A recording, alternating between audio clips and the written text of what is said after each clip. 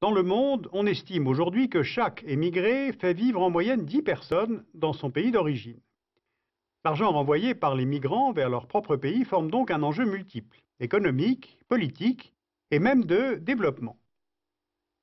Voici sur ce planisphère, en vert les principaux pays d'origine de ces migrants et en orange les principaux pays d'immigration.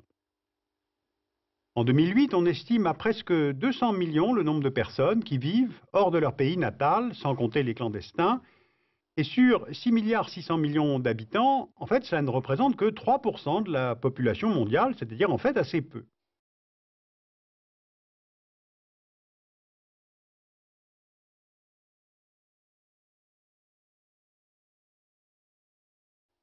Sauf que le travail de ces migrants a des effets aussi bien sur les économies des pays d'arrivée que sur celles des pays d'origine, la plus grande partie des revenus générés par les migrants étant réexpédiés vers leur propre pays.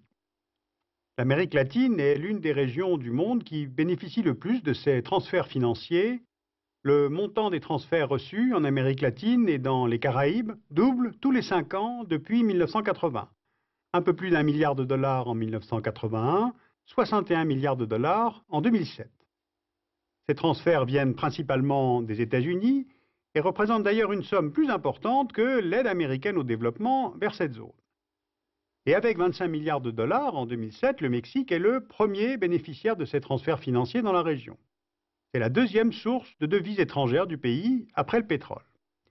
Donc la question de l'immigration vers le grand voisin américain est aussi une question économique pour le Mexique.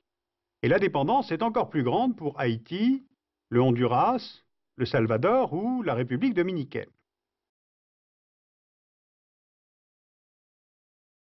Le Kerala. Le Kerala est un État du sud de l'Inde, il a 33 millions d'habitants et le secteur agricole et la pêche n'offrent pas assez d'emplois pour la population de l'État. Les habitants du Kerala ne représentent que 3% des habitants de l'Inde, mais les migrants de cet État forment à eux seuls 50% des travailleurs indiens présents dans le Golfe Persique. Par exemple, une femme kéralaise sur 8 a un mari qui travaille dans le Golfe.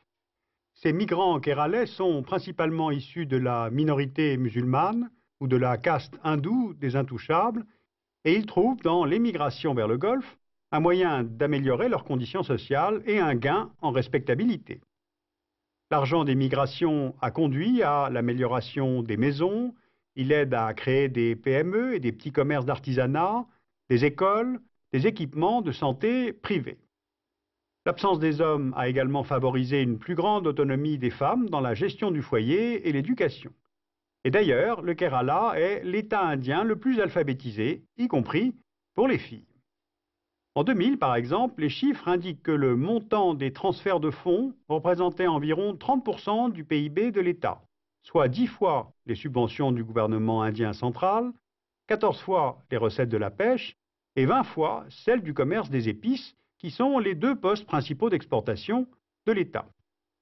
L'immigration est considérée là comme une forme de développement. Pas d'investissement en capital, pas d'effet nocif sur l'environnement, et l'amélioration des revenus favorise la formation d'une classe moyenne au Kerala.